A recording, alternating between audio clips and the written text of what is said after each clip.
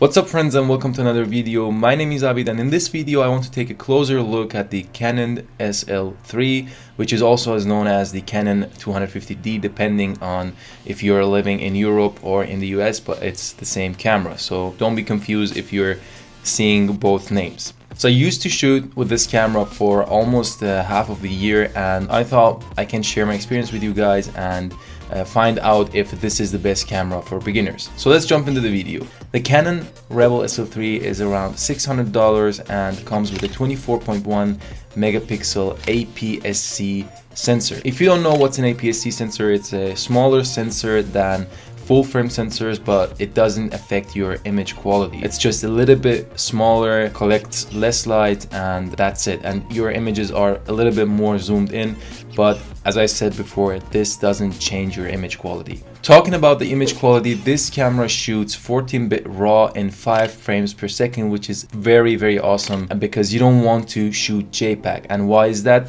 Because when you shoot JPEG, you're not able to change the colors afterwards the way you want. So RAW files give you the flexibility to manipulate and change the colors the way you wish, and this is pretty awesome. So 14-bit RAW is a really good point to start with shooting photos. And also the colors are pretty awesome, pretty neutral, so you don't have to be worried about the colors that they are too magenta or too greenish or anything like that. So you always have a great start point from which you can edit your photos. The Canon Rebel SL3 has also a very solid autofocus system. You might not think that the continuous autofocus would work as great as this camera does, but it's pretty awesome as long as you have enough light, and it doesn't lag almost at all. So you don't have to be worried that the continuous mode is not working on anything like that. It also has an eye tracking autofocus, which is pretty awesome because you don't want to always search for the focus point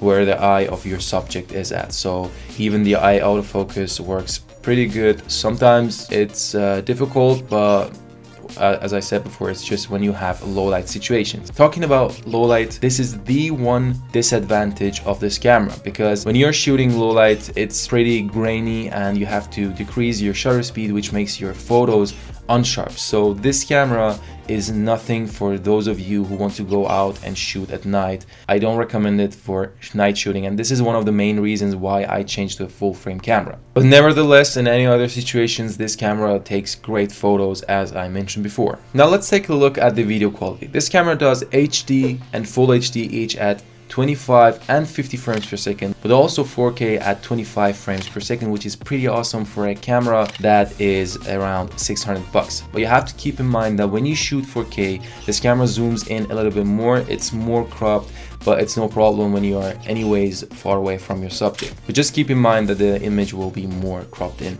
But the video quality in general is pretty okay. I've never been shooting so much videos with it, but it's acceptable. It's not a cinema camera or anything like that, but for vlogging or taking small videos, it's pretty awesome. But you have to keep in mind that also here you need enough light, because as I mentioned before, this camera needs a lot of light. The Canon Rebel SL3 has a LPE17 battery, which is pretty solid and lasts for around 1,000 shots, which is really much. And I honestly never ran out of battery, even though I was shooting for a whole day. Never had problems with the battery, and it's very compact and small, but it lasts for the whole day. At least it did for me. So you don't have to be worried that you have to run to the battery station every each hour or every 2 hours or something like that. One thing that I really love about this camera is how user-friendly this camera is. So especially when you're a beginner, you don't know much about cameras and camera settings at all, this camera takes you by the hand, and Canon did a great job because it visualized everything that you need to know and shows you what's shutter speed, what's f-stop, what's ISO, and shows you with illustrations or even sample pictures, and makes it so easy for you to understand the camera settings and how you should shoot in different situations. So this one was pretty awesome at the beginning and made it so easy for me and so enjoyable to use a camera and shoot with a camera. This camera has a vari-angle touchscreen, which is pretty awesome. You can change everything with finger touch. You don't have to click through your settings.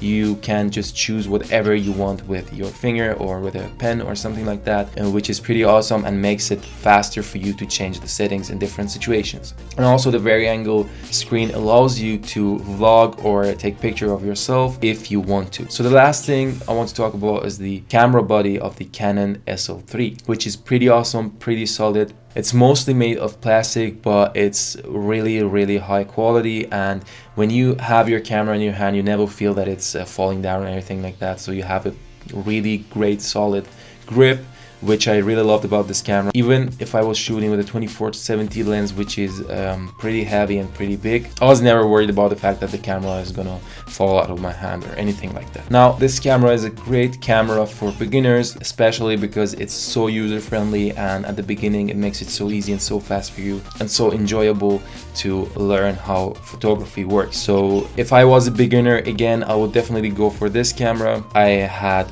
very great experience with this camera and also earned money with it. So even though it's a beginner camera, as I said before, it delivers you great image quality, so you don't have to be worried about that. If you have any questions, especially about this camera, feel free to comment below. And if you like this video, don't forget to hit the thumb button. And if you want to see more videos like this, or in general about photography and editing skills, consider subscribing. That's it for today's video. Hope to see you soon. Have a great one.